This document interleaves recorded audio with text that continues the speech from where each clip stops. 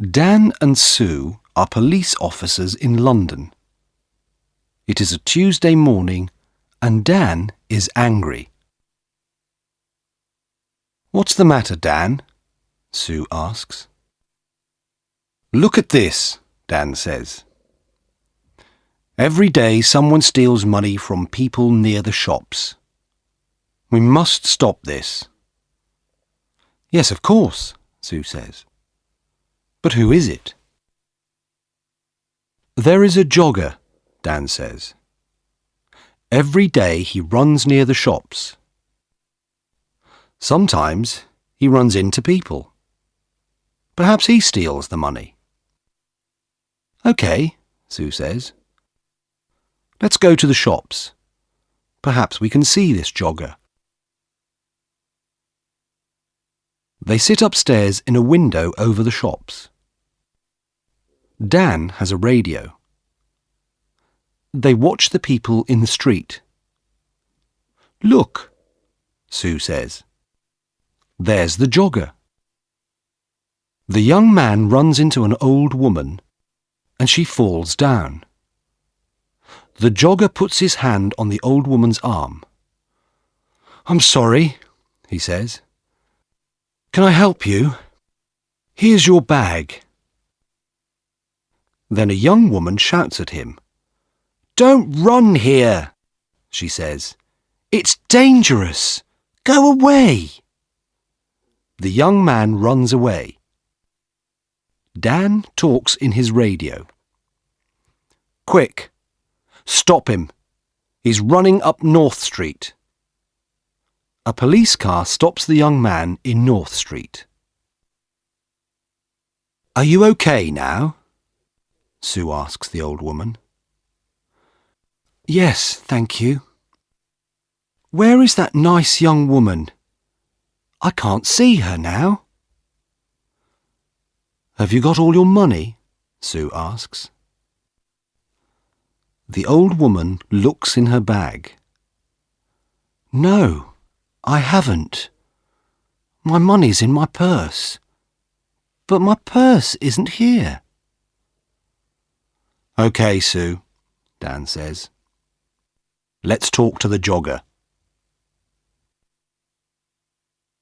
"Who are you?" Sue asks the young man. "My name's Peter Jones. Why? Who are you?" "We're police officers." "Why do you go running past the shops every day?" "Why not? I like running." "OK," Dan says. "Let's look for the money." "What money?" Peter Jones asks. "What are you talking about? I never take money with me when I run." Dan looks for the money, but he cannot find any. "Can I go now?" Peter Jones asks. "OK," Dan says angrily, "but don't come back." "Why not?" Peter asks angrily. "I live here, and I'm not doing anything wrong." He runs away. "What do we do now?" Sue asks. "Where is the old woman's money and her purse?" "I don't know," says Dan. "Somebody has it, but who?"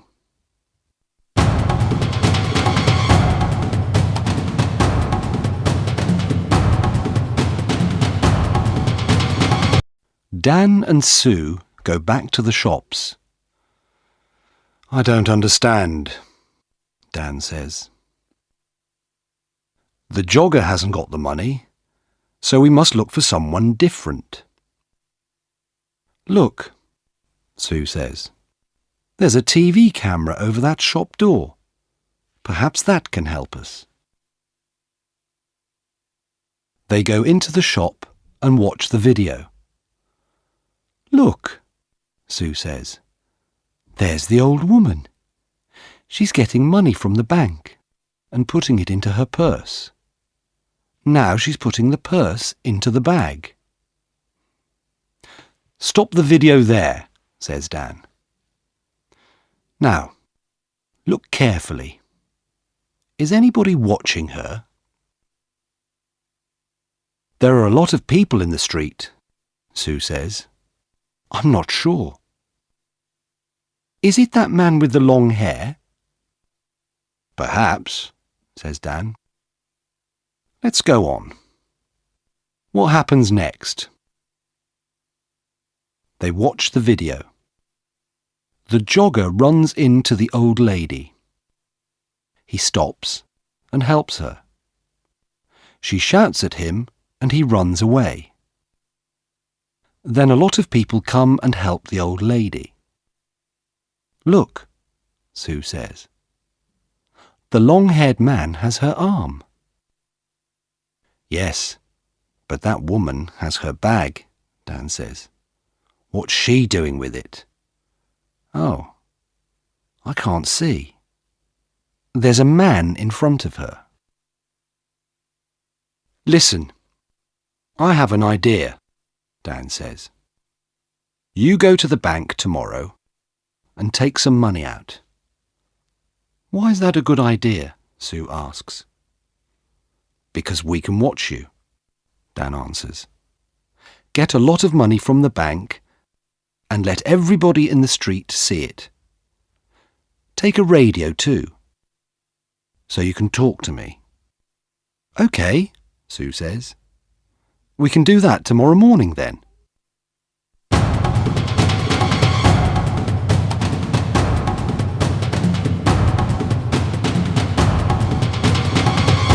Next day, Sue goes to the bank. Dan is watching with another policeman, Jim. They have radios. I'm getting the money now, Sue says. That's good, Sue, Dan says on his radio. Now let everybody see it. Sue drops some money near her feet. People in the street look at her.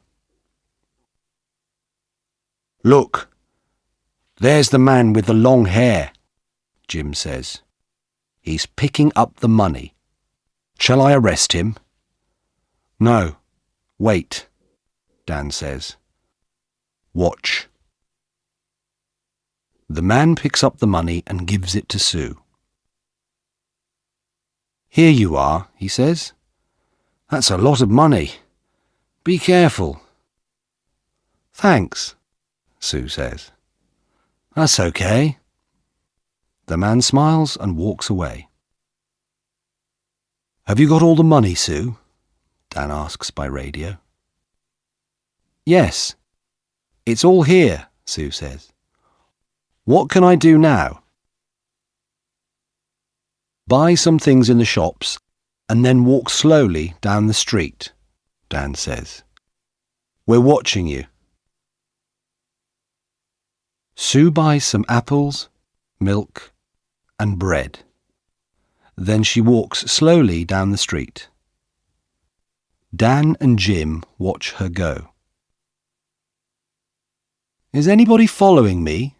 Sue asks. No, Dan says. There's a woman with a baby, that's all. Don't follow me, Sue says into the radio. Nobody must see you. I'm turning right into Smith Street. Now I'm turning left into Peg Lane. The woman with the baby is following me. I'm turning right into Dale Avenue. Are there lots of people about? Dan asks. No, it's very quiet. Nothing is happening. Dan and Jim wait. Then Sue shouts, Be careful! Oh, help me! Quick! Help! The jogger, Peter Jones, runs into Sue and she falls over. There are apples, milk and bread everywhere. I'm sorry, says the man. Let me help you. The woman takes Sue's arm. Are you okay? she asks. Go away, she shouts at the man. But he sees the radio in Sue's pocket. What's this? He asks. A police radio? Give me the money, quick! He takes the money and runs. The woman wants to run after him, but Sue holds her. Stop, she says. I'm a police officer. You must stay here. But why? The woman asks. I want to help you. That man has your money. I haven't got it. Is he your friend? Sue asks. Where does he live? I don't know, the woman says. I don't know him. Who are you? Sue asks. Where do you live? Linda Wilkes. I live at 14 Old Street.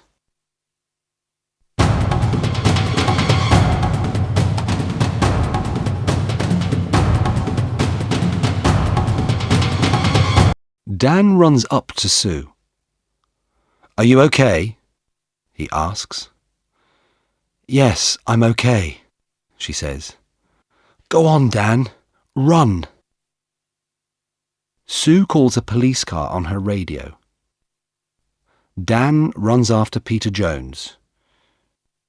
Jim, he's turning left into Dock Lane, he shouts. Can you see him? I can see him, but he's running very fast, Jim says. The jogger sees Jim and gets into a boat.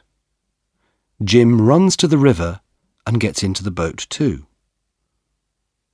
Stop, Jim says. I'm a police officer. Oh, no! The jogger, Peter Jones, hits Jim and he falls into the water. The boat goes across the river. Dan helps Jim out of the water. He's going into a cafe, Dan says. Come on, let's run to that bridge. They go across the bridge and run to the cafe.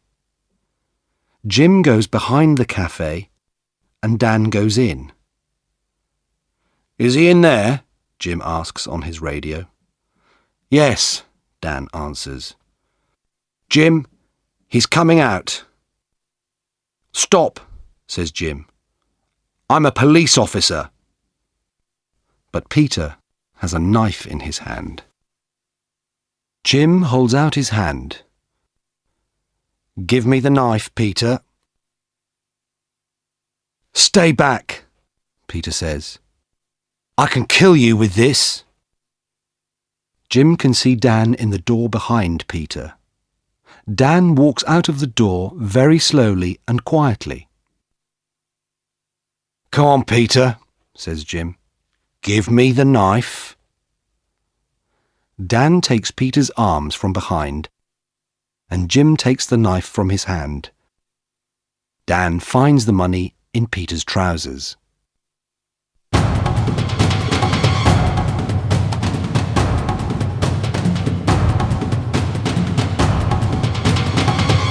I want to go home now, says Linda.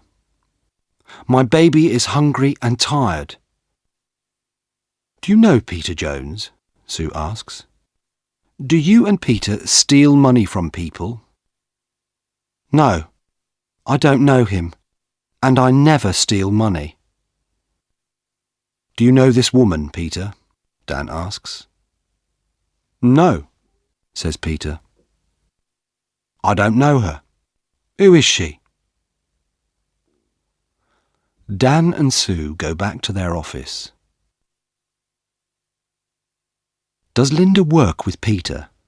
Dan asks Sue. Yes, she does, says Sue. Watch this video. Look, there she is. She's watching me get the money, and now she's talking to someone on her phone. But who is she talking to? She's talking to Peter, of course. Now she's following me and talking to him again. She's talking about me.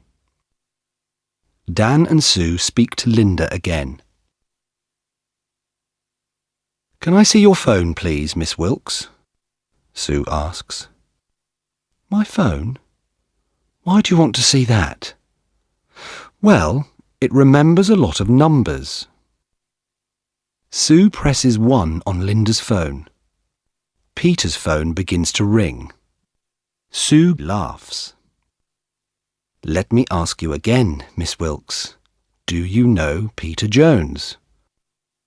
"Well, yes, OK. I know him. But I don't steal money." Sue and Dan take Linda home.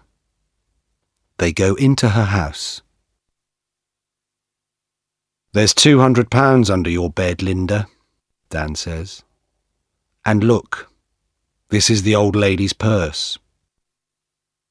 "This is a nice photo of you and the baby," Sue says. "But who is the man? Is he the baby's father?" "OK, it's Peter," says Linda. "And yes, I do steal the money. I'm sorry, OK?" "No, Linda, it's not OK," Sue says. "It's not OK at all."